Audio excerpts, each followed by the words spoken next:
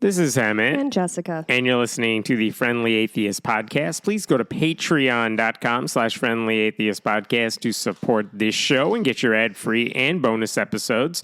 Let me give a shout-out to some of our more recent supporters. They include Calvin S., Flip, Felipe N., Luke M., Kevin B., P. Squish. Kevin B., my brother? That is right. P. Squish, Maria A., Eliana, Amber Ray W., Laura K., and Bowl of Limes. Thank you for your amusing pseudonyms. No Love it. scurvy for you. None. There's much to discuss. Oh, yeah? They're all giant stories. Cool. And you're going to love all of them. Okay. We are going to start with this wild situation where, okay, this is going to sound boring. I promise you it's not. Mm-hmm. Okay. Republicans in West Virginia during COVID in 2022, after COVID, but in 2022, the government passed a giant American Rescue Plan Act. It was like $1.9 trillion. And getting some of that money in West Virginia was their Water Development Authority. Like a lot of government organizations got money to do work, to reboot their economy and things like that.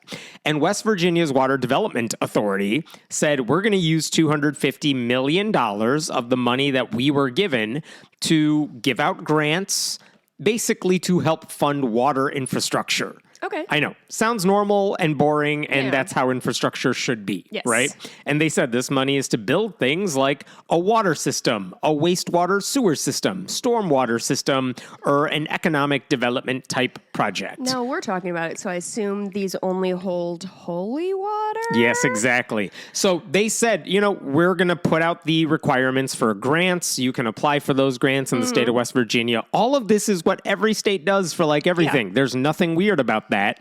And the whole point is you're supposed to be helping people throughout the state. So if you say, hey, my company can build a thing for you in this part of the state, so we need this much money to do it. Yeah, that's what that's for. So when the agency released its list of grant recipients this past October, or for the latest round of grant recipients, one of them seemed to raise eyebrows because $5 million by like that was 4 times more than the next biggest recipient. So this is the biggest recipient. $5 million was given to the College of St. Joseph the Worker. Oh. It's a brand new school, just opened in the fall. School? Yeah. So they're giving it to this Catholic private school. It's not even based in West Virginia. It's based in neighboring Ohio. Really? And in the explanation in the grant application or it's the water list, school. They say in the application, like, what are we giving this grant for? Well, the project consists of the acquisition, construction, and equipping of multiple education facilities, basically for training people in HVAC, carpentry, masonry, electrical, and plumbing. Okay, on one level, maybe that's fine, because you could say, well, it doesn't matter if it's based in Ohio. I mean, it's right across the border. Yeah. But it's possible that by giving money to that school, we are training people to do water-related projects in West Virginia. Right. Like, if you wanted to fight that in court, that they're giving money to a Catholic school, even church-state separation groups would have a hard time trying to get that win. Sure. Because it's like, no, it's a secular reason. You can give it to a private religious school these days for secular reasons. But the description didn't actually suggest they were using this money for water stuff. They said the money was going toward construction of buildings at the college to teach various trades. Like, how is West Virginia benefiting from any of this? Weird. Okay, it's also bizarre because this school doesn't have a track record of doing any of this shit because it's brand new. So, like, how are they making the case that, you know what you need, West Virginia? It's our graduates doing all of this stuff for you. They don't even have graduates. They just opened in the fall. And when I looked it up online, if you look up this school, it's one of those like tiny buildings next to an auto care store. Oh. Like it's not even like a real college per se, Sure. which just raises more questions. So it Yeah. seems like they're just tapping into West Virginia's coffers with money that was intended for water projects in order to build up their private religious schools in ways that don't benefit West Virginia at all. Fucking cool target. West Virginia has a lot of money to spend. Right. But now, wait, it gets worse because when you look at the grant application they submitted, which was acquired by Stephen Allen Adams of the Parkersburg News and Sentinel, support your local newspapers, he got the grant application the school submitted to the state. And it turns out they detail, like, here's what we want the money for. And when you look at that, and I saw what he found, like the public application, here's how they said they wanted to use this $5 million, of which they got all of it. Yeah.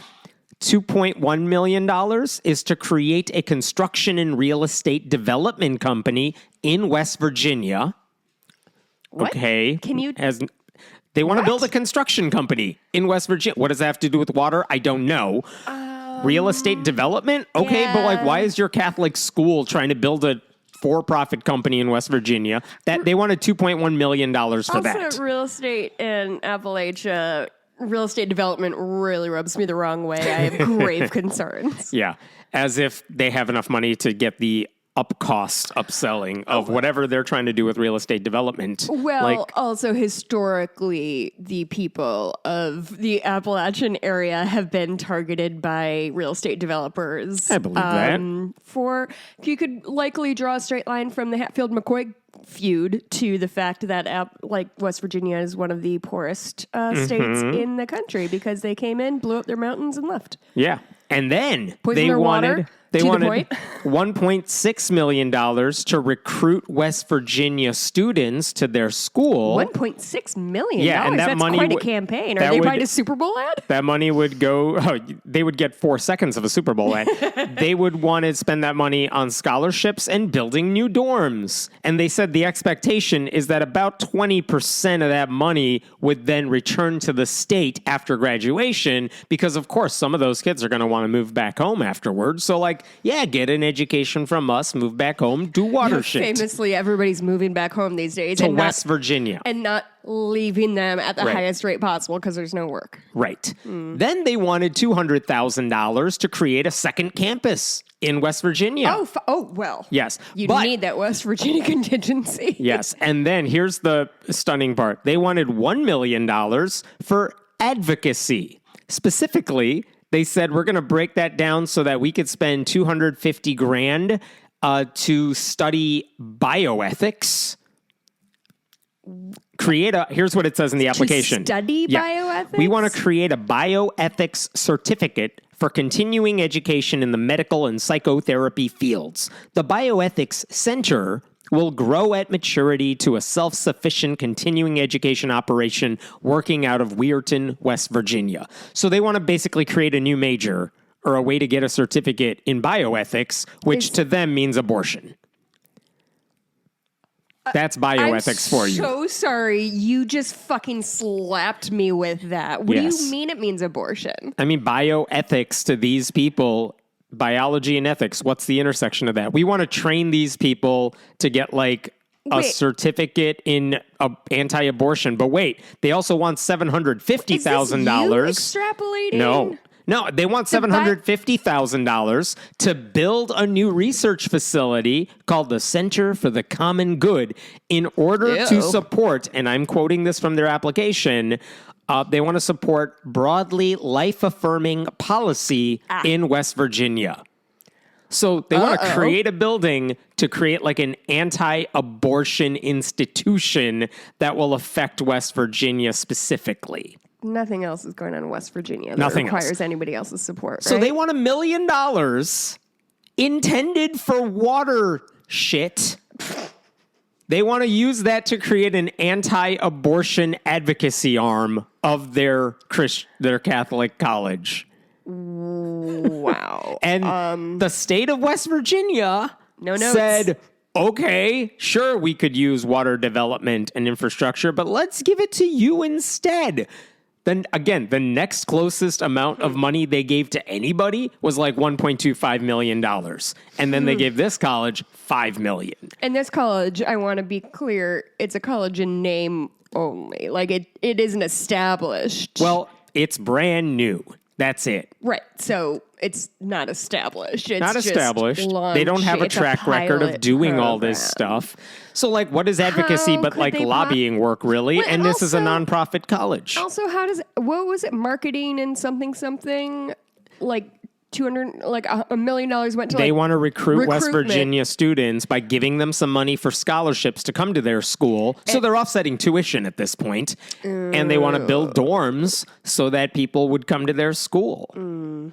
to learn to be advocates. Yeah, I guess. And then what is this research center? How is it going to function? According to the reporter who looked into this think tank would focus on conservative public policy, specifically citing abortion and immigration and border policy as examples, using research, op-eds, speeches, education tools, presentations, and proposals for the West Virginia legislature. So it's a lobbying group, really. So this nonprofit Catholic college wants to create a lobbying group to do anti-abortion stuff in West Virginia, and they want to fund it using water funds. Yes, that's the right response. So how did this happen? Yeah. When college officials announced that they got the grant, they actually said, we're going to invest $10 million in expansion. $5 million is now coming from West Virginia taxpayers. And their press release didn't even mention the advocacy arm of that. Well, sure. That's a surprise. And the $5 million grant, according to the Cole Valley News, support your local paper, the $5 million grant is worth more than the entire school right now because the school reports its fair market value for all assets as like $2.6 million, according to the IRS records. What I like about this is it all sounds above board. Yeah. And so when they were looking into, first of all, how do you even know to apply for this grant from this body in the government? And who's facilitating this and who approved it? Yeah. They pointed to West Virginia lawmaker, a delegate, Pat McGeehan, who apparently he's a Republican who is directly involved in this. He praised this. Republican, you say? Surprise. Well, it's West Virginia, so the lawmakers are fair. 99% Republican. He praised the move just before Christmas, saying, "I'm thrilled about this project for our people in the Northern Panhandle, especially for our young men and women." And he said, the College of St. Joseph the Worker is unique insofar as it offers a holistic approach to shaping young men and women. ... Many of the problems our state suffers are from downstream of faltering local communities, weakened family bonds, and a younger generation without practical skills. ... So he's saying, so we need to support them and their shitty family bonds by giving money to a trade school in Ohio, and then maybe some of the money we throw that way will come back and benefit us. Now, you don't need to be a math person to say, why don't you invest the $5 million in your state to actually help people in your state? You'll get a better return on investment. Sure. But they're saying, well, but if we give it to this Catholic school, some of it might come back here. I don't know. A school that offered to build the state a single water tank could apply for water infrastructure funding. By his logic, if they said, we'll make you one tank, and also can we have $1 million for training anti-gay activists and anti-trans activists, by his logic, it would be a yes, because you're doing water stuff, so we can give you the money, and also you're helping our state. And when Parkersburg News and Sentinel reporters asked West Virginia officials about all of this, this is all insane, right? Oh, yeah. The reporter got the cold shoulder. Here's the statement. When asked about whether it was appropriate for water fund dollars to be used to create a conservative public policy think tank, the governor's office avoided the question. The communications person for Governor Jim Justice said, any additional education or ethical components mentioned in the application are secondary. So, we didn't really care about that. We just needed to get the water.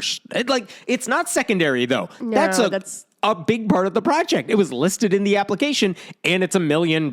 Even if advocacy was like the fourth thing on your list of why you want the money, right? It's not a small amount. And also, there might have been some laws broken because apparently all the money dispensed through the Water Fund government agency are supposed to be approved by 3 different cabinet officials in the state. And apparently, the person who runs that organization, when asked about it, said, yeah, they told me they were going to sign off on it, but I don't have any of the paperwork.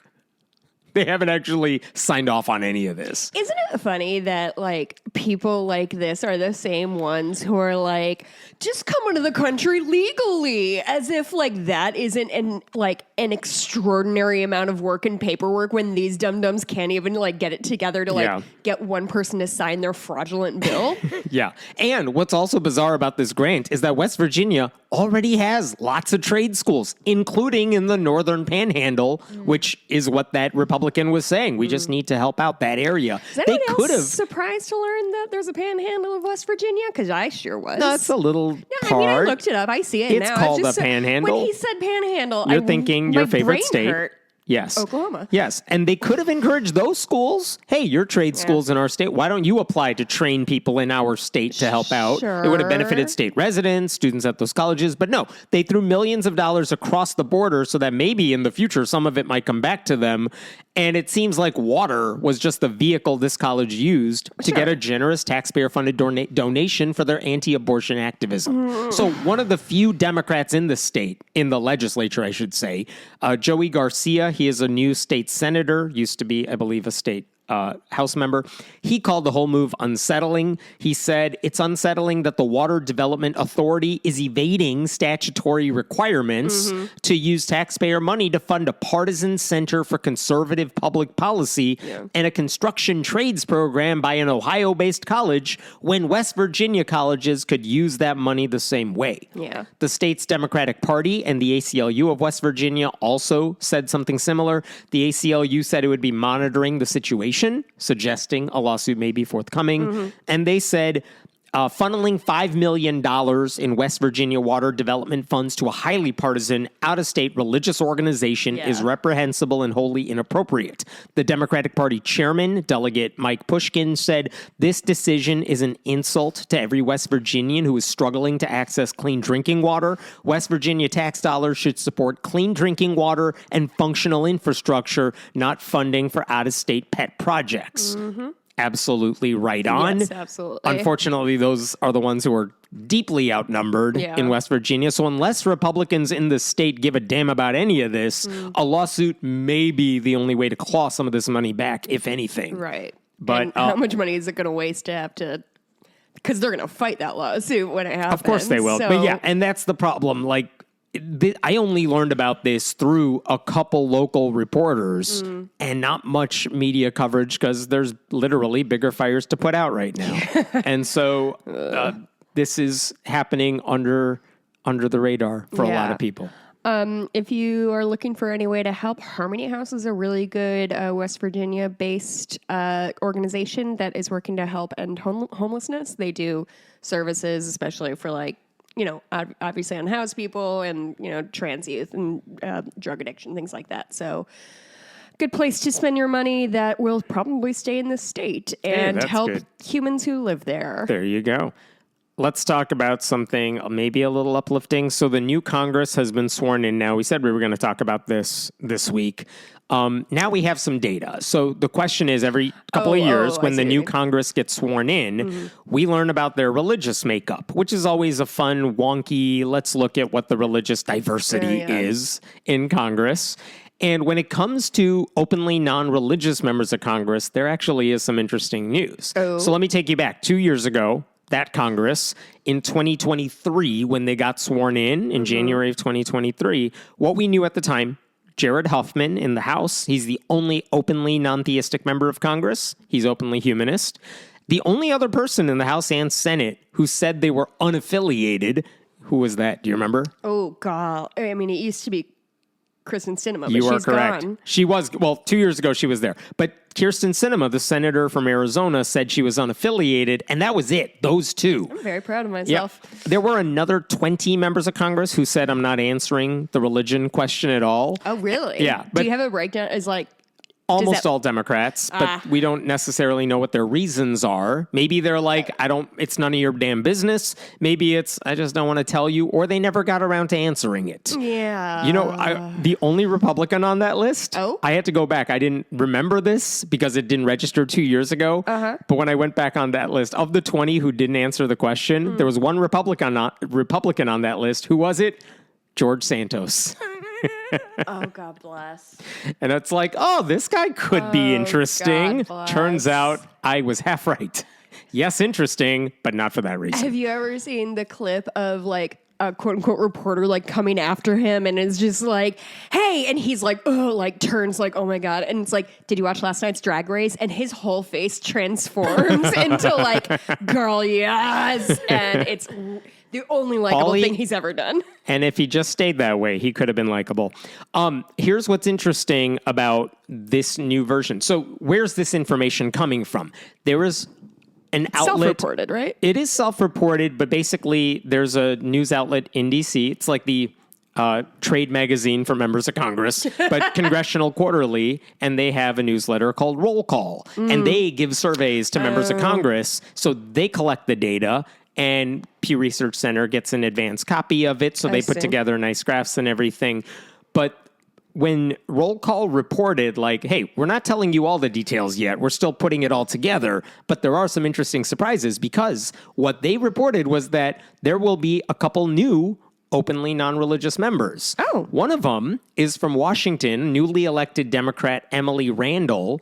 Her religion was going to be listed as none. Nice. Okay, I didn't know much about her. I'll tell you a little more in a second.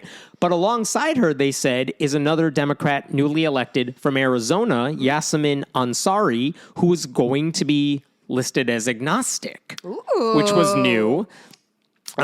But Jared Huffman would still be the only openly humanist person. Neither of those two, Randall or Ansari, they were not on my radar at all. But I did find a profile of Ansari from before the election, and it's in a publication called Phoenix Magazine. The reporter is Tom Zellner. Here's what he wrote about her background.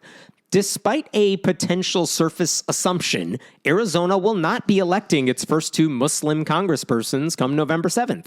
Ansari's grandparents fled Iran after the revolution of 1979, and she says her family generally left religious practice behind in the trauma. Wow. Quote, I actually consider myself agnostic. I respect everyone's faith, but I do not personally practice one. And previously, Ansari was sworn into office as a Phoenix City Councilwoman with her hand not on a book of scriptures, but the Arizona Constitution. Nice. So interesting. Yeah. So she wasn't hiding her agnosticism, but that was an interesting change. As for Randall from Washington, she's going to be the first openly queer Latina in Congress. I could not find any mention of her citing any religious label in the past. And Roll Call also noted that 21 other Democrats chose not to answer the religion question, which is interesting because that seems like more than a couple years ago. So, and I didn't know which ones they were because none of these people appeared on my radar. One Republican chose not to mention a religious affiliation. Dave Taylor, a newly elected House member from Ohio. I don't know what his deal is. I don't know why he didn't report it, but he's the only Republican who chose not to answer the religion question. Okay. So when Pew Research came out with their numbers, here's what they pointed out about the new 119th Congress. Congress is still as religious as ever. Christians make up 62% of the country, any brand of Christianity you want. 62% of the country, but they make up 87% of Congress. Very overrepresented. Similarly, 2% of America is Jewish, but Jews make up 6% of Congress. On the other side, 28% of the country is not affiliated with any religion, according to Pew. Have one? Unaffiliated make up less than 1% of Congress. Well... So officially, here's what the breakdown we're is. Homebodies, what can I tell you? Right? So, also interesting, You know who else is listed? When I looked at the Pew Research numbers, it says there's one humanist. That's Jared Huffman. Mm-hmm. There's 3 unaffiliated. This is like a day or two after the roll call report came out. Pew came out with its numbers. I'm like, wait, there's 3 unaffiliated. Emily Randall, Yasemin Ansari, and a Republican, Abe Hamida, from Arizona as well. And here's what Pew said. He's a Republican. He describes himself as a, quote, non-denominational, not in a particular faith. What does that mean? I have no freaking idea. I do like people tap dancing around the idea of being an atheist and not wanting to admit it. No, I think what it is his family's Muslim, and he might be, but he's also Republican.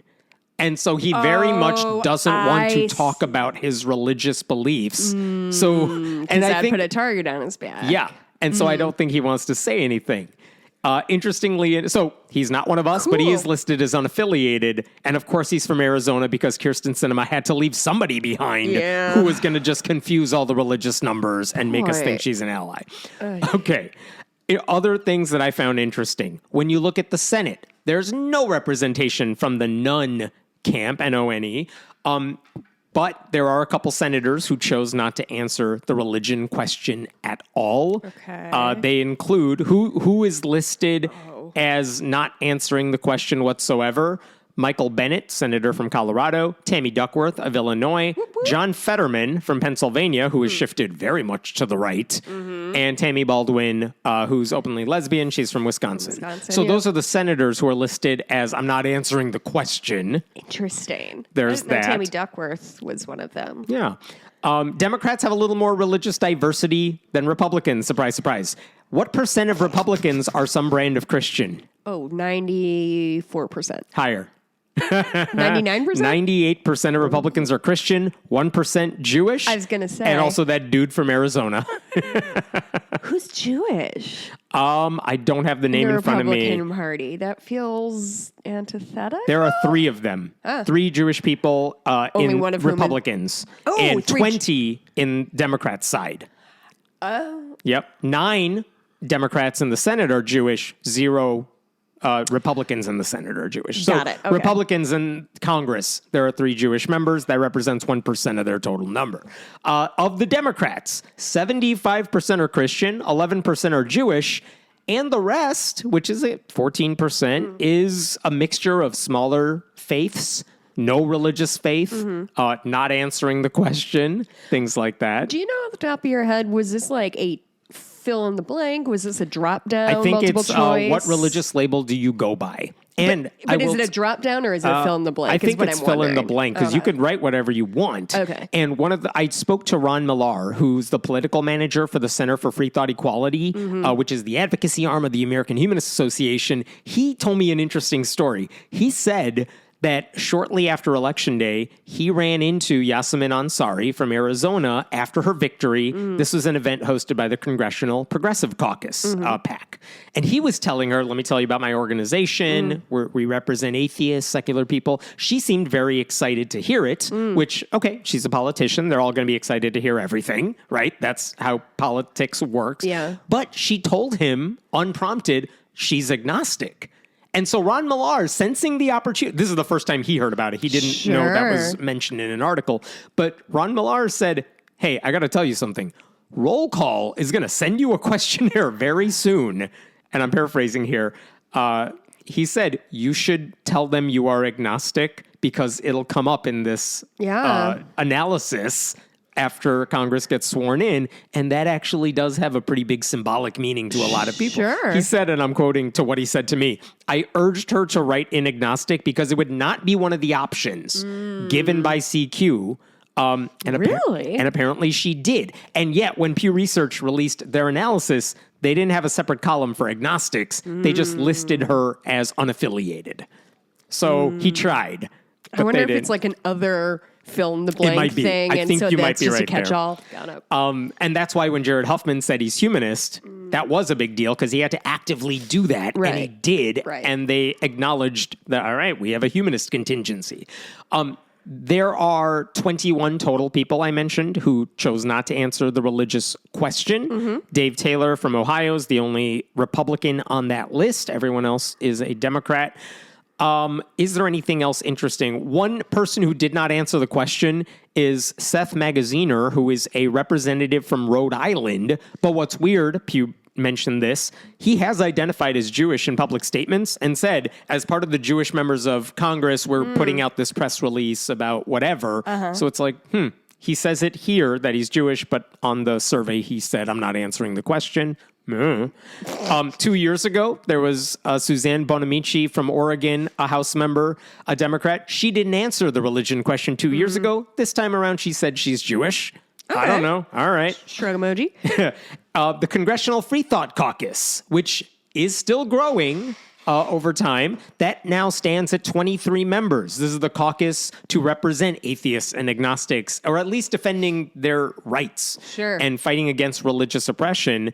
They have 23 members. I am wondering if any of these newer people who just got elected, are they going to join? We'll find out. So far, no, but it's early. They got other stuff to do, including the 3 unaffiliated members of Congress, all of whom are brand new. Will any of them join? I don't know. Will the Republican join? Probably not, but who knows? Now, just to recap this, I know this is a very superficial way of viewing all of these legislators because this is all about symbolism. I think there's a lot of importance in the idea of having religious diversity in public office, especially with openly non-religious politicians. And I think the reason that matters to me is because if you think about the most famous atheists that you can remember in the past 20 years, a lot of them are either stand-up comedians who have made God part of their act. So they're openly mocking religion to various degrees of being good at it. Or the new atheist authors or people who actively, or your favorite atheist podcasters or YouTubers or people who actively go up against religion. But if you are in politics, the reason I think this is important is because government or public service of any kind is one of the few areas where you can be an open atheist in a position of prominence and you're in a job where your only job is helping other people and not advocating for non-belief. And if you can get people who are doing good by their constituents and who happen to be atheist, agnostic, and openly so, that actually helps all of us out because it means, oh, they're not as bad as I thought they were. Like, representation matters in that sense. At the same time, just because you're an openly non-religious politician, if you were, doesn't mean you're good at it. Doesn't mean you're supporting good policies necessarily. Right now, pretty much all the openly non-religious ones, I can be like, yeah, they're awesome. They do really good things. I look forward to the day when that's not the case, because that would mean there's a lot more of them to choose from. Like a Republican atheist who voted against women's rights, LGBTQ rights, and church-state separation. I don't want to support you. You're fighting against the wishes of most non-religious voters. That would not be something to celebrate. And there are plenty of religious Democrats who do a really good job fighting for progressive causes and church-state separation. And if you do that, I don't care how you identify. Go ahead, do your religious thing, keep supporting the good stuff. But it would be nice to have more members of Congress willing to admit they don't buy into faith-based nonsense. Cool. Well, that's always silver linings are nice to grab One onto. nice thing about Congress before the Republican majority screws everybody over for the next 4 years. 2 years? 2 years at least. All right, different story here. Let's talk about your favorite state again, but it's not a Ryan Welter story. In Oklahoma, there is a state senator. His name is Dusty Devers. Go ahead, make your jokes. Dusty Devers is very good. Yeah. I like that a lot. Christian That's nationalist lawmaker. Name. One of the bills he just pre-filed in anticipation of the next legislative session. We've talked about this, but it's been a couple years, and I had to dig up, like, wow, it's been a while since we talked about this. So we're going to talk about it again. Okay. Wait, is Dusty Devers a ghost from my past? Yes. Yes. He just filed a bill called the Covenant Marriage Act of Oklahoma. And it would allow couples to sign a contract when they're getting married. It's an option. Talked about covenant marriages. 2 years. That's when it was. Not. It's been 2 years. Since Mike Johnson went through the whole thing? You are correct. We'll get to him. My God, time doesn't mean anything. Here is what his bill, Dusty Devers' bill, would say. Everyone who gets married who opts in to a covenant marriage would have to sign a contract that says the following. I'm going to skip around here. We do solemnly declare that marriage is a lifelong covenant made before God. ... We have received premarital counseling. ... We understand that a covenant marriage is for life. ...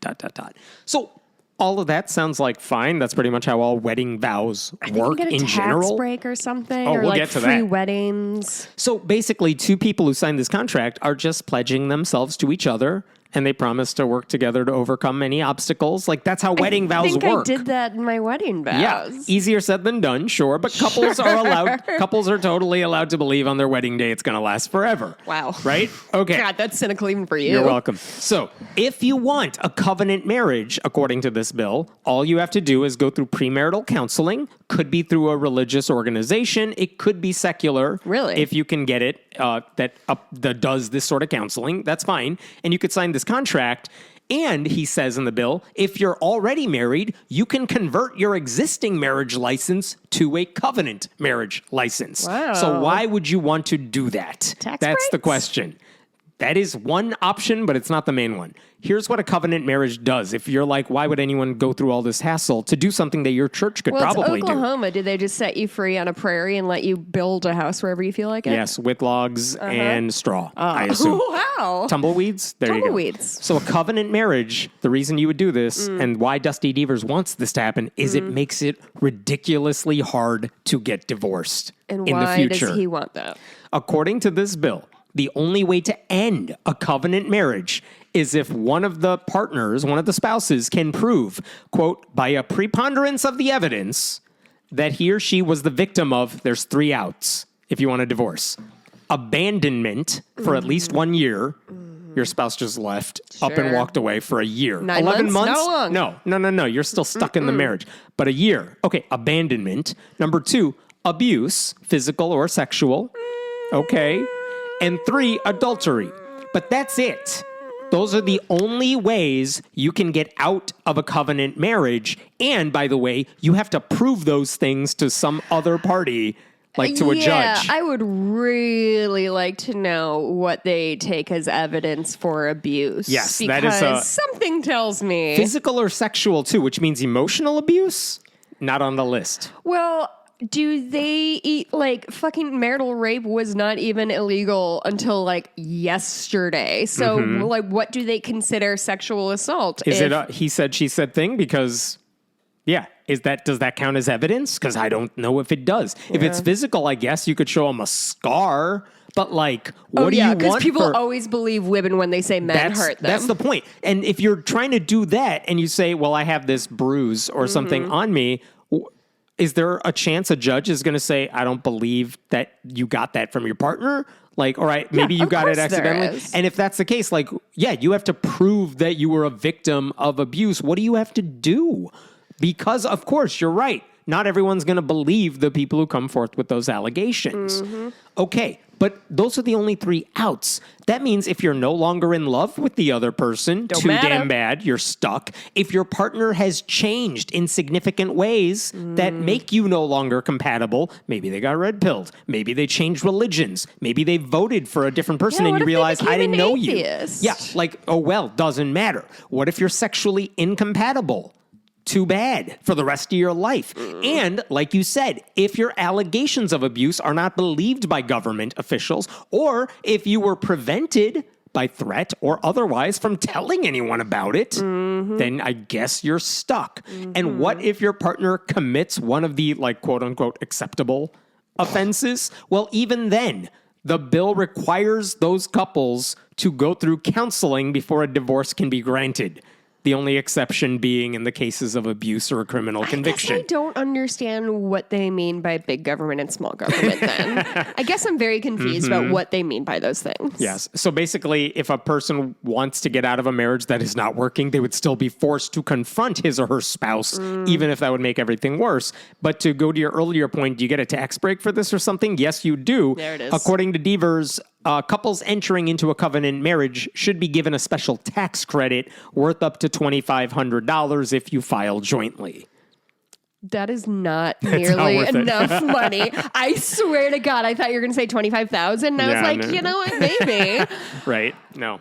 $2,500. Like, listen, I am not discounting that that's a good chunk of money that will really positively affect many people's lives, including my own, but not enough that I'm willing to sign away my right to leave the human person who is trying to murder me or whatever. Right. That feels like my sense of self-preservation is worth much more than $2,500. So, given all these concerns, why the hell would anyone go through this besides the potential tax break? Bragging rights? Bragging, I mean, that's what it is. It's a way for couples, especially conservative Christian ones, to send a message that our marriage is stronger than your marriage. It's very the Sneetches with stars upon theirs of like, okay, now that queer people can get married, it doesn't count as much. Right. So we need to make it a better, straighter marriage that's even more patriarchal. I did look for this. There's nothing in his bill that says you can't do this if you're gay, which I don't think he knew I'm not allowed to do that because then this bill would be declared unconstitutional. But I was looking for it only applies to straight couples. He didn't say that. Not between one man and one biological or whatever. Yeah, right. He didn't say any of that. And I think he's like, I'm trying to take away any friction to this bill getting passed. Sure. But because otherwise it's unobjectionable. You know how some people view signing a prenup as like a red flag? Oh, if your partner wants you to sign a prenup, it's because they have a foot out the door. Yeah. And I think that's what they're trying to do with this. They're saying if you don't get a covenant marriage, it's because you're admitting you might get divorced. So you don't really take marriage seriously. And so that's how we gotcha. To what? Then what? To what end? A covenant marriage could now be held over someone's head like a threat. And you mentioned Mike Johnson earlier. The reason we talked about this a couple years ago is because watching porn with his son. Yes, that too. Mike Johnson, when he became Speaker of the House 2 years ago, we learned who the hell Mike Johnson was. That was only 2 years ago. You didn't know who Mike, and none of us knew who Mike Johnson was 2 years ago. But I went to school with like 8 Mike Johnsons. All right. Well, when he became Speaker, there were stories about his own covenant marriage because you know why they're a thing? It's because of him. Because in 1997, conservatives in Louisiana, in response to rising divorce rates, they passed a law like this, giving, well, at the time, straight couples the option of a covenant marriage. And the Johnsons, who were married in 1999, were among the most prominent couples to get married under the new covenant marriage law. And then they became two of the biggest proponents of it because Johnson, when he was a law student, helped draft this law, and then he worked with Christian nationalists in Louisiana to get it passed.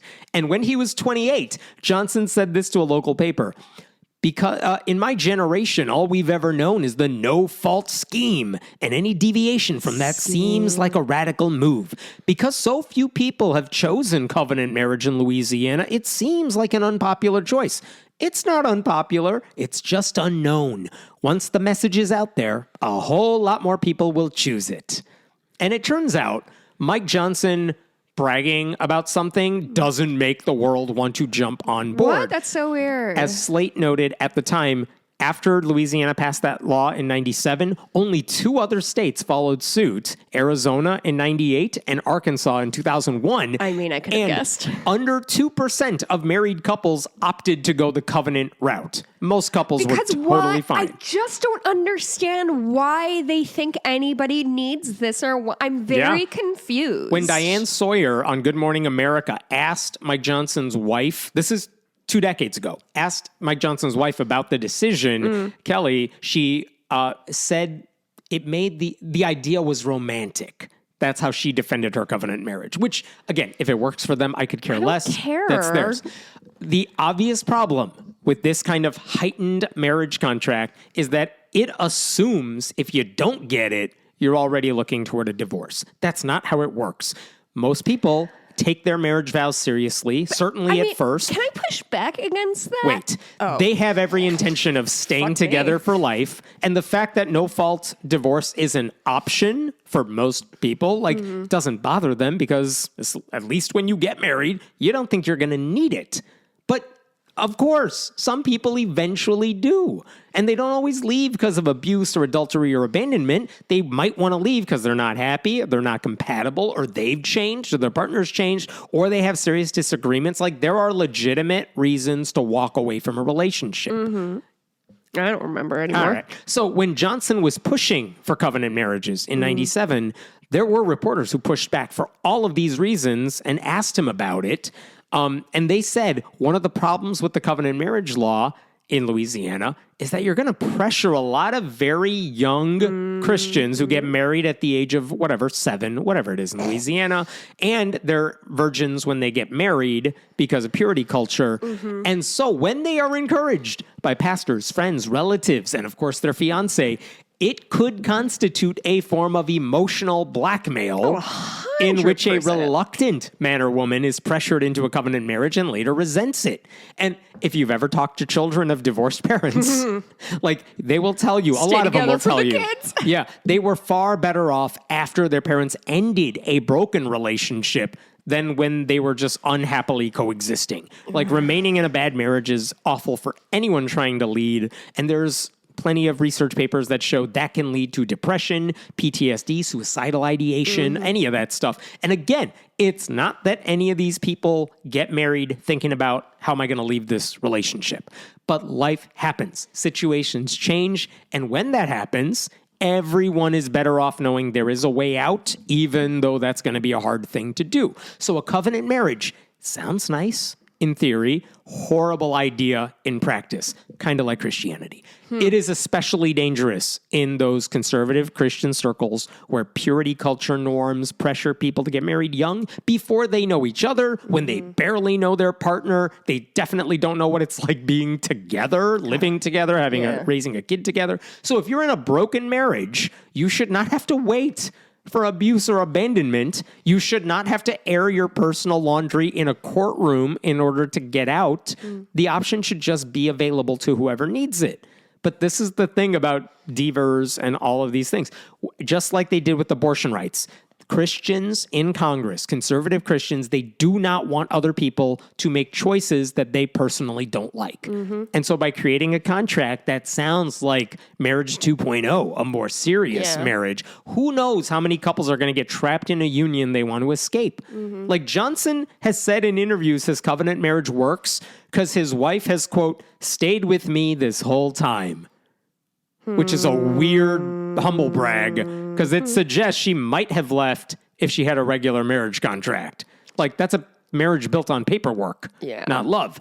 And again, maybe it's irrelevant. The only good thing about Deaver's bill is that it is optional. And I don't care if other couples choose a covenant marriage for themselves, their life, their decision, whatever.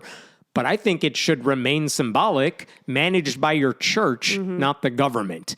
And what's also concerning now, with this Republican trifecta, I worry that a national version of this law could emerge where they're going to make it an option across the board. Because given all the ways Republicans have tried to control marriage over the years, opposing interracial marriage, refusing to protect same-sex marriage, allowing child marriage, making it harder to get divorced seems like right up their alley in the name of family values. The irony that Trump is on his third marriage is lost on them.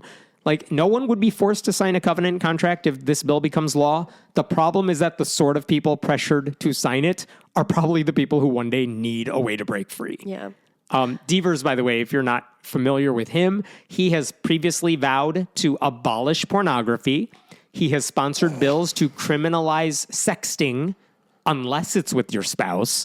He wants to treat abortions as homicide. He's the guy who said parents who use IVF, including Christian ones, are waging an assault against God. And last year, he proposed a similar piece of legislation to ban divorces on grounds of incompatibility. Oh, sure. And now he's rebranding that bill as his covenant marriage bill.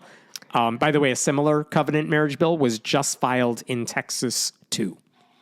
Cool. Good times. Could I add a little to that? Because I feel like the one piece that we kind of didn't cover was the fact that women are going to bear the brunt of this thing, because for as long as there has been marriage, there has been abuse within marriages, and it not always, but frequently is in heterosexual couples, men abusing the women. Just when people talk about people used to stay together forever. My grandparents were married for 60 years or whatever. Jimmy Carter was married for like 75 plus years. Right. Oh, yeah. R.I.P. Jimmy Carter. In 1977, there was a woman named Francine Hughes. Well, this didn't happen. This is when the trial was. I've talked about her before. She was being abused by her husband constantly and consistently, along with her children. She called the police multiple times. They came in. The last time the police came in, the husband threatened to murder the wife in front of the cops, and the cops were like, let me know if you do it. That's the only time we can help anybody. So this woman fucking set her husband's bed on fire and killed him, and became the first woman to be found not guilty by reason of battered woman syndrome. So what I need people to understand when we talk about covenant marriages is that it is looking to send us back to a time where you close the door in your house and nobody else can look in. And what that means is women are going to be trapped in abusive marriages. I mean, listen, not to get Handmaid's Tale about this, but if we're going to restrict IVF and abortion access and reconfigure what marriage means and make divorce more difficult, I don't know, I only was able to get a bank account on my own in 1974? Something like that. That could be next. And I'm not trying to like bang the gong of, we're going back to handmaid times.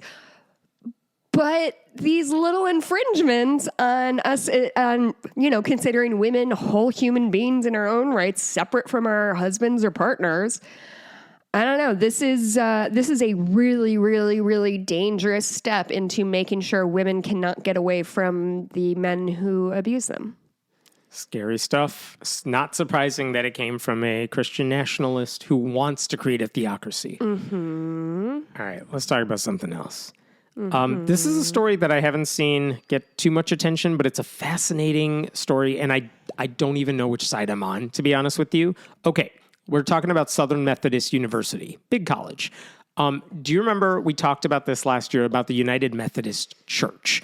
It used to be the second largest Protestant denomination in the U.S. with more than 12 million members. Did they split in half? They kind of split in half. Over gay marriage? Yeah. So several years ago, they were thinking about splitting up over the question of whether individual UMC churches, Methodist churches, should be allowed to ordain LGBTQ members as ministers and perform same-sex marriages.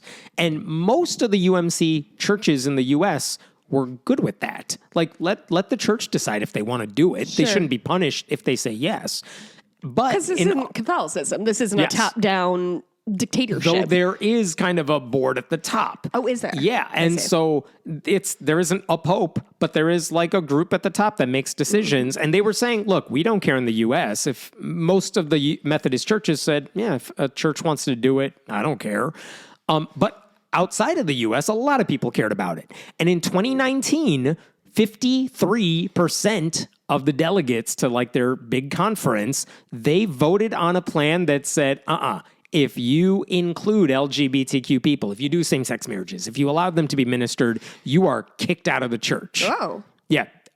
So they rejected all of that. So that meant pro-inclusion churches had to figure out their next steps, which is, do we accept these rules that are coming down from above and say goodbye to any LGBTQ leaders we have or are in relationships and who want to perform same-sex unions? And by the way, we're also saying goodbye to all the young people who are going to not join a church like that. Or do we like make a break and try to run a church with no support from a higher body with money and institutional knowledge, things like that? At the same time, after a bunch of relatively liberal churches said, we're not going to enforce your stupid rules, then and they were like, yeah, we dare you, come punish us. Then a bunch of conservative Methodist churches are like, well, if you don't enforce the rules, then we're all going to leave. Ironically, if Mike Johnson had his way, this group of people would still have to be together. No covenant UMC marriage, yeah. So the irony is like, this is the issue on which they were choosing to die. Like, of the roughly 30,000 Methodist churches in the U.S. that existed in 2019, by the end of 2023, about 25% of them had just ditched. And that's largely because of this controversy. I mean, yeah. Yeah, right? So then... It's just like, okay, you guys keep arguing about this. While you do that, we're just going to moonwalk away and like do our own shit. And the amazing thing is they were going to relook at this, but then COVID happened. So they were like, we're stuck with this policy that is upsetting everybody. So it wasn't until 2023 that the UMC last year, May 2024. Oh, okay. It wasn't until then that the UMC got rid of its ban. They undid it. They said, okay, you know what? If gay clergy members, we're fine with you. We are also voting, we're not going to punish any clergy who perform same-sex marriages. And at this point, when they said, we're going to reverse it, there wasn't much of a debate. It wasn't even a close vote. It was like 692 to 51. So the conservatives have already left. Because the conservatives have already left because they were unhappy with the way that everything was happening. A bit of a hollow victory, I suppose, but a victory nonetheless. Right? And all those anti-gay Methodists, they formed their own offshoot. Now, we're not part of the United Methodist Church. We're part of the Global Methodist Church now. Oh, they love globalism, famously. Yeah. So here's where we're at now. The UMC is now technically an LGBTQ inclusive organization. But it's a shell of what it used to be. Membership is now at 4.2 million. So it has 12 million was their peak. So that means if you're running the UMC and you're watching this well run dry, you're trying to hold on to your most valuable assets. And one of the UMC's most valuable assets is Southern Methodist University, which is a Texas school that was founded in like 1911. Like, they set up the university. It's doing very well as much as a college goes, right? And apparently, when it was founded, SMU's governing documents said it is to be, quote, forever owned, maintained, and controlled by the UMC, and you don't get to change that unless UMC leaders approve of the change. Now there's only 4 of them left, so... Right. So in 1996... they reaffirmed that relationship because they updated their articles of incorporation. Basically, they said, what we said back then about UMC controlling the school, that is still in play. And does the school get to choose about the LGBTQ piece of it? This or is are interesting. They outside SMU, it kind of does its own thing. Yeah. Okay. And they're not Liberty University. Like, they kind of say, no, it's kind of like DePaul University in Chicago, which is Catholic affiliated, but they're like, yeah, but we don't care what the Pope says. We have LGBTQ students on campus. We welcome them. If they want to form an organization, that's fine. We're not taking a position on it or anything. But yeah, they can come here. We want them to come here. Right. And in 2019, when the UMC was trying to figure out what are we going to do about the gays, SMU was also like, you guys, whatever shit is happening between mom and dad over here, it's affecting us because no one wants to come to a school with like Methodist in its name right now. Right. Like, because their fight is spilling over into our world.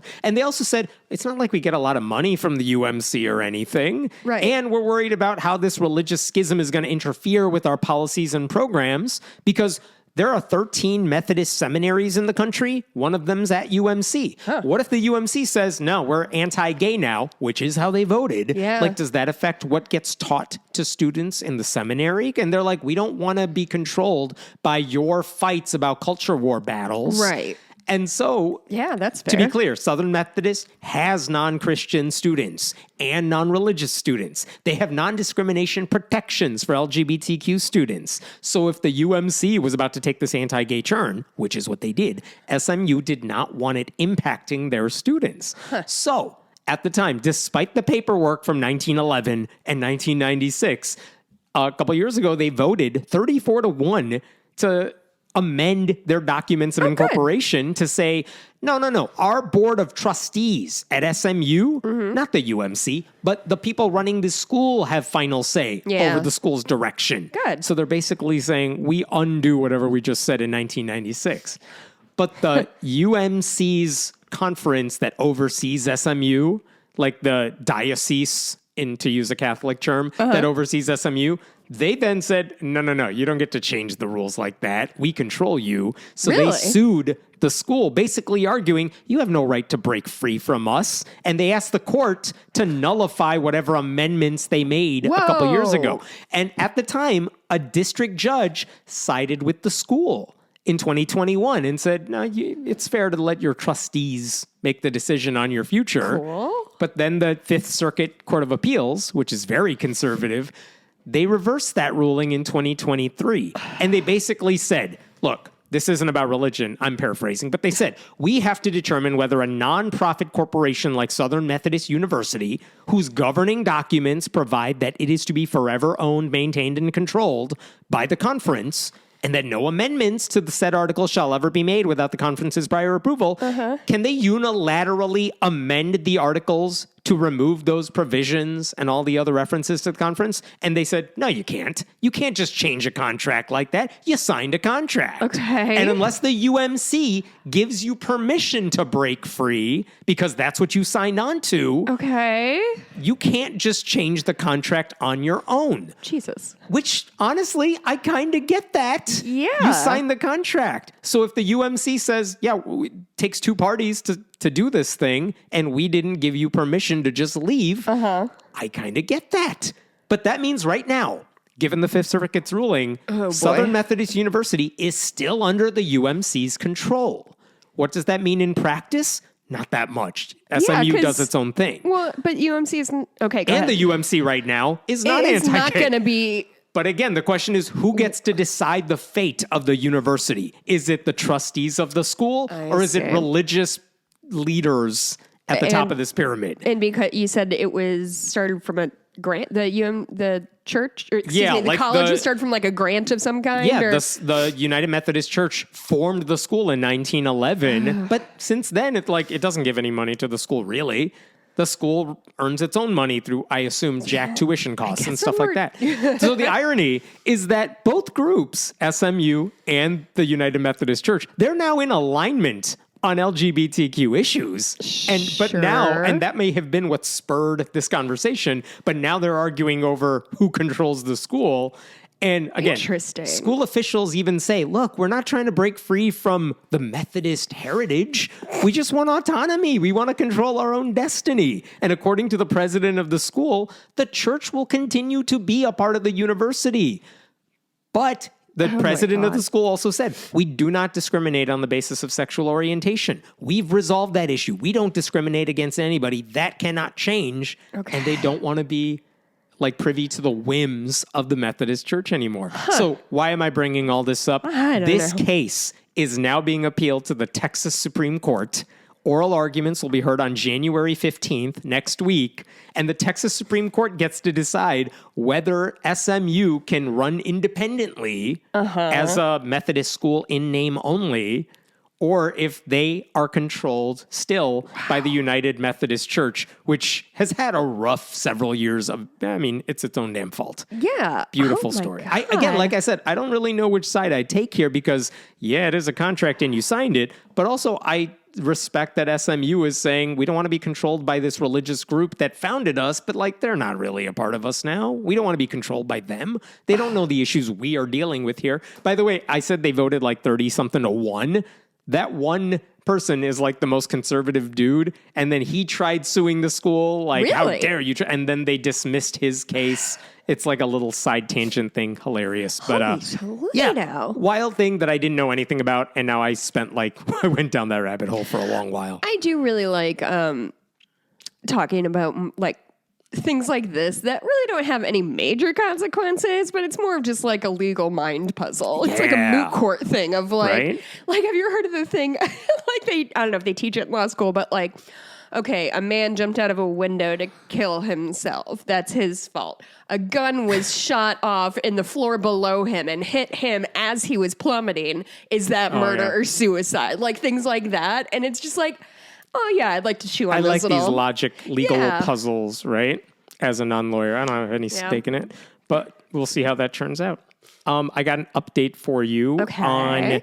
Remember that New Hampshire Baphomet statue outside Concord that was vandalized many times over? A couple of our listeners bopped over there and took a picture with him. Yeah. And then some local artists, after it was vandalized, they made a replica and put it back up there.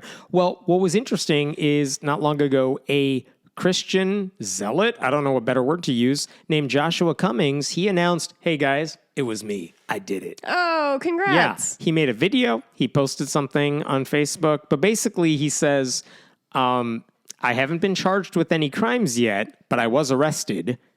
Like, the police know it's me, and I'm now confessing to what I did. He said...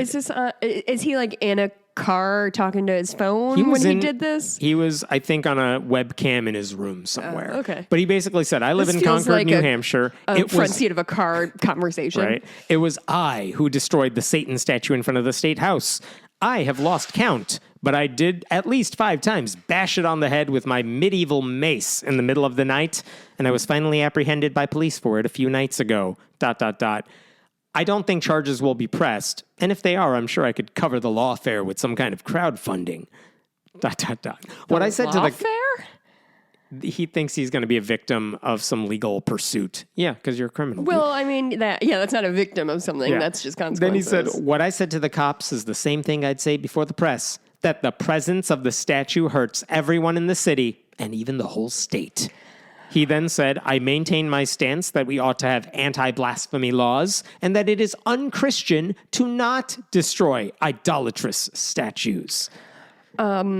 What do you want to bet that a medieval mace is not the only piece of armor that he owns, this young man? I bet this dude owns a broadsword. I bet he owns, like, the Princess Bride sword. Like, everyone looks at the Dark Ages, and they're like, that was a bad time in history, and he's like, let's go back. I love that. He also said, I don't think anything will come of this legally, but if anything does, I will be happy to state my case, and I pray it can provide a confession for orthodoxy, which has the fullness of theology to explain why it is perfectly Christian to destroy an idol in front of the very state house. Who is this guy opposed from, aside from a vandal? Like, what's his job? His deal? How old is he? What his... Good question. I don't know how old he is. What's his mental capacity? Is he firing on all cylinders, or should I be gentle? There is no record of him having any mental illness or anything like that. Then this guy is a dork and a dum-dum. Yeah, pretty much. On New Year's Eve, he actually posted a video.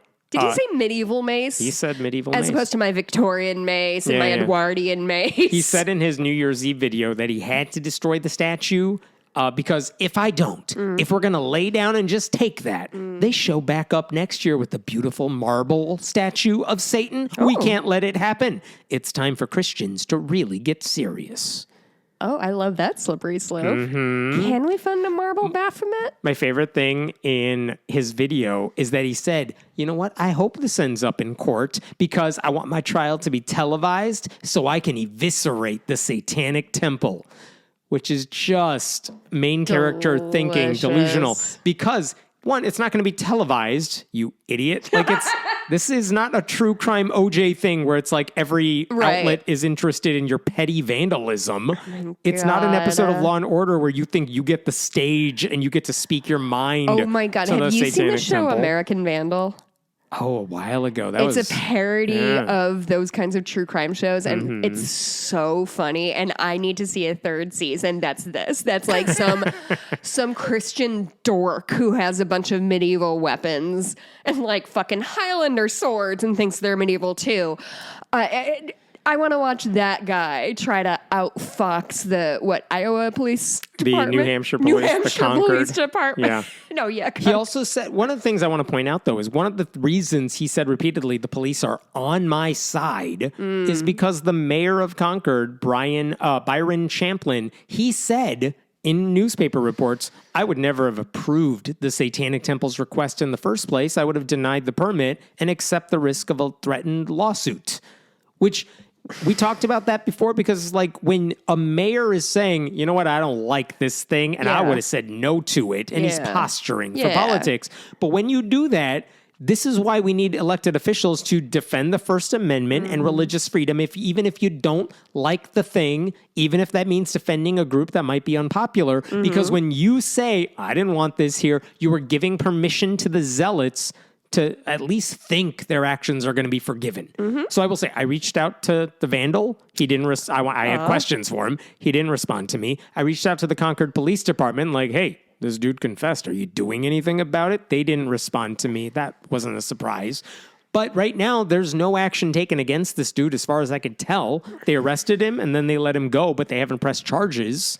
So That doesn't surprise me. I don't know what happens now, but his confession that he made, bragging about what he did in the name of Jesus, that is what we saw from the Iowa State Capitol vandal last year. Michael Cassidy, a former Republican candidate for Congress, he said he vandalized that statue to peacefully protest a display that is a direct affront to God. At least that guy was charged with a hate crime, and he had to plead guilty to a lesser charge to avoid jail time. And I was thinking about this. There was a guy in 2017. Remember Jason Rapert put out a 10 Commandments I was just monument? about to bring him up. The guy who drove into him. He drove and he was into that Christian. thing. He's weird. Oh, because well, you don't say. I know. Michael Tate Reed in 2014, he destroyed a 10 Commandments display outside Oklahoma, but at the time he said he was listening to the voice of Satan. When he did it in Arkansas again in 2017, he said he did it because he felt it did not belong there, supposedly doing it in the name of church-state separation. Well, when he said the Satan thing, it didn't get a lot of traction. So he's trying to refine his messaging. With that guy, Reed, the one who did it twice to the 10 Commandment statues, doctors in his case said he's mentally unfit to stand trial, and he was acquitted. But in the case last year in Iowa, not so. And in the case with this dude, not so. And I did ask the Satanic Temple about this. Minister Orpheus Guar, the guy who put up the one in New Hampshire, he said, look. Guar like the band? G-A-U-R. Gower? So not like the band. But he said, we're unable to verify the confession or which incidents of vandalism they perpetrated because they said there were so many incidents of vandalism by the time the display was taken down that it's kind of hard to imagine he's the only one who did it. I see. So they don't know. They counted 12 incidents of vandalism by at least 4 people. All in the one statue? Yep. Wow. According to the Satanic Temple. And so that's... And they came back for more, huh? Yep. And so they said we can't comment on specifics. We're hopeful that justice will be served. But also their takeaway from this is, okay, if he's confessing to it, that's one thing. But also we don't know if it's him, and it's probably not just him. So there's more where that came from. Wow. There's another story I wanted to get to. This should be quick, but I wanted to bring this up. Texas Republicans have filed a bill to put a state-sponsored nativity scene in their capital during at least the month of December each year. At least. I mean, if you want to keep it year-round, all right. But they want to permanently make it a part of the state capitol. And by doing so, I think they're trying to deny an open forum that would allow non-Christian groups the chance to put up their own displays in the same building. Hey, Hammond. Yeah. This doesn't seem like a good use of legislators' time. No, you know what? I will fight you on this. This is a wonderful use. I love symbolic, stupid culture war stuff because if they're doing this, they're not hurting other people. Actually, that's a fair point. I hope this is all Mike Johnson does. Stupid, symbolic stuff. Nonsense. Stop hurting trans people. Yeah, you're right. Mays Middleton is the Republican conservative MAGA state senator who filed this bill. And he said, I thought it was important for everybody in the state that celebrates Christmas. We have Christmas trees in the Texas House. We have Christmas trees in the Texas Senate. Apparently those are Jesus things. He said there's actually Bibles in every House desk. There's Bibles in every desk in the Senate. And both chambers begin each day in prayer. And therefore, he's arguing, so we should have a nativity scene in the Capitol, which that's not what it says to me. What it says to me is we never should have allowed Bibles in those desks in the we've first already place. overstepped by a wide margin. Yeah, and it's the same argument they use to justify putting the 10 Commandments in public schools or hiring chaplains, things like that. But what about the message that he would be sending that Christianity is the only religion that matters? Here's what Middleton said to a reporter about that. Well, if they don't like it, they don't have to visit the nativity scene. Just like they don't have to visit the House chamber and see the Christmas tree. They don't have to visit the Senate chamber and see the Christmas tree. It says in God we trust above the Senate dais. It says in God we trust above the House dais. They don't have to see it. There's no such thing as separation of church and state.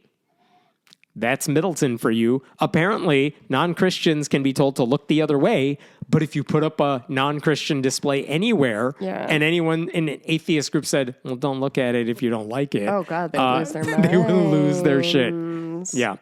Wow. So, none of this is out of character for this guy. He's done a lot of the Christian nationalist legislation. But I think In this case, the Freedom from Religion Foundation is saying, look, the state of Texas should not have a religion or take sides on the religious debates, any religious debates, period. But I think one of the reasons he wants to pass this particular bill is because in 2015, when there was an open forum in the Texas Capitol, in addition to a nativity that was there, Freedom from Religion Foundation put up their secular nativity with like the founding fathers honoring church-state separation. And at the time, 2015, it's been a while, Greg Abbott said, take it down. Yeah. And then FFRF sued. Yeah. And long story short, in 2023, FFRF finally won that case after appeals. cow. And literally a few months ago, I think August of 2024, the state of Texas finally sent FFRF a check for all the legal fees and penalties that amounted to about $358,000. And all of it would have been avoided if Abbott just like didn't say the anything. fuck up for once? Yeah. But now, what did they learn from the fight? Why don't we just put up a permanent nativity, say it's in the name of like Judeo-Christian tradition, Stupid. and then we can shut down an open forum so that groups like FFRF never get to put up anything here, and Christians can just own this building as well. And you know what? If they pass this bill and anyone sues over it, well, what do they care? It's Texas. I mean, they have deep enough coffers that they can defend themselves until Texas freezes over. They could. I got one last story for you, and then I'm done. Okay. This one involves those chaplains in public schools. The head of a national group that's spearheading all those bills to get religious chaplains in public schools. I want to show you what he said in a recent interview. And just some background here.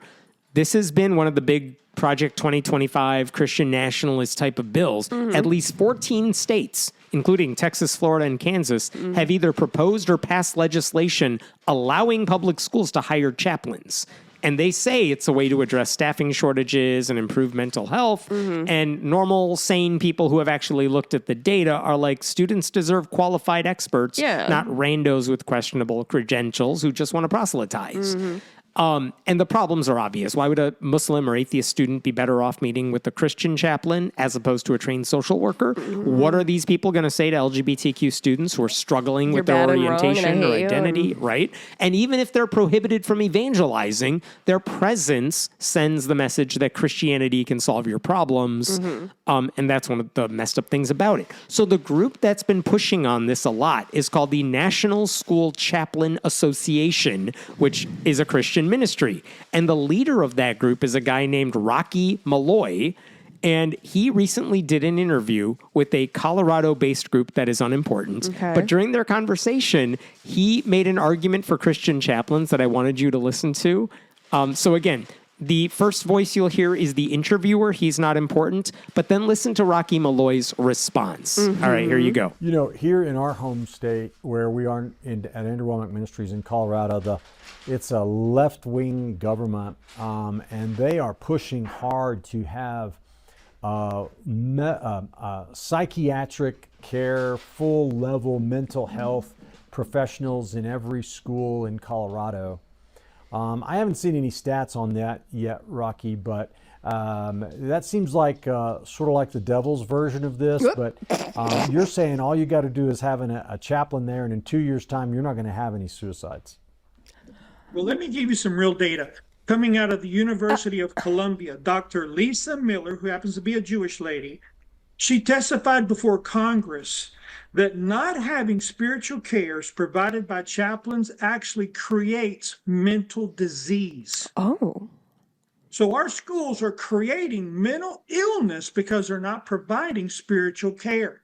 As you mentioned, when they kicked out prayer, 10 Commandments, and all that stuff, they created mental illness. So now when they take students to these mental health professionals, which according to national data I have, 94% of them are woke, they're just reinforcing bad decision of the children. When a chaplain's on campus, they have an opportunity to give an alternative life view, which is saving lives. Yeah. In case you're wondering, according to the national data he has, 94% of mental health professionals are woke. It won't surprise you to learn he pulled that out of his ass. I don't know where he's getting that from. I don't know what survey that was. That is but genuinely one of the funniest things Yeah. I've ever heard. I need a t-shirt. I need a t-shirt that says 94% woke. The more important thing they said, Fucking dum-dums. seriously, I have the no host. idea what's going on. The host was like, oh, in Colorado, they're trying to get psychiatric care, full-level mental health professionals in every school in Colorado. That seems like the devil's version of this. Oh, my God. That was such a fun twist. Yeah, and then he said, if you get a religious chaplain in there, you're telling me in 2 years, 2 years. no suicides at all? Which is wild because that doesn't even cycle through an entire high school class No, it doesn't. in 2 years. And then Malloy quotes this Dr. Lisa Miller, who apparently said before Congress that if you don't have spiritual care from chaplains, that creates mental disease. And so I reached out to Lisa Miller, and I'm like, yeah, what hi, did she say? did you testify in front of Congress I and heard she say happens this? to be Jewish. She does happen to be Jewish, apparently. What a fun note. That's such a boomer thing of Man. so my dentist, he's black, Yeah. So I reach out to her. I'm like, is this an accurate representation of your views? Here's her exact quote to me. I can't wait. I'm so excited. That is not a precise and accurate statement of my work. Oh. She was very cold to me, but she's like, that's not what I said. You can read what I'm paraphrasing now. And I'm like, I'm not the bad guy here. Stop yelling at me. But she's like, that's not what I Sounds said. like you're harassing a nice Jewish lady. So just to be clear, Why do I have to say just to she's be Jewish? clear, It's so because stupid. he's talking to another Christian and they don't know that no one else is my listening. God. So this guy lied. Miller has a lot to say about spirituality, but she does not link it only to religion, much less a specific faith. To state the obvious, no one's ever kicked out prayer in schools. Like these guys said, everyone can pray. What's not legal is forcing kids to say a prayer to your God.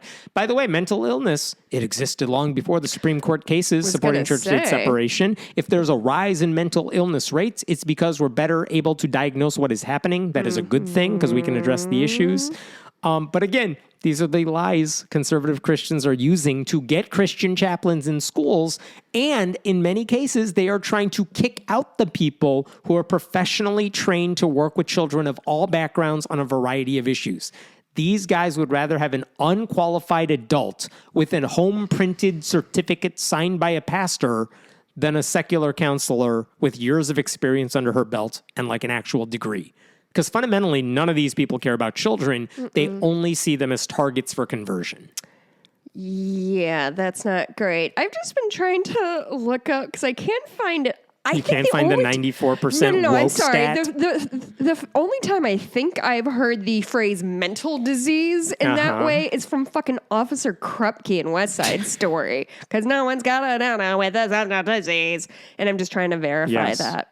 There you go. Fun fact, Jessica Blumke and Officer Krupke, same number of syllables. You can slot me right in. Satire waiting to happen. Also, Bobby and Dottie, really easy to slot out. So company is usually about my dog. All right. We will, please go support this show at patreon.com/friendly. Am I contributing to this show? Sure.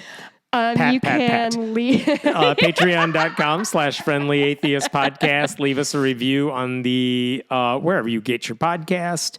And in the bonus episode, we have much to discuss. I watched another thing because I'm still on my winter break in my head. Good. And I think that's it. Honestly, I haven't been doing a ton. Excellent. My I will depression has been control it all. pretty bad. You need a Christian counselor. I do, finally. You can leave a review for this podcast on iTunes or wherever. Always great, even though the stories usually make me mad. I'm thankful that Jessica and Hammond are making the world aware of how organized religion and their leaders can be dangerous to the rest of us. Keep up the good fight. Thanks. Thank you. That's All very right. nice. We'll see you next week. Goodbye.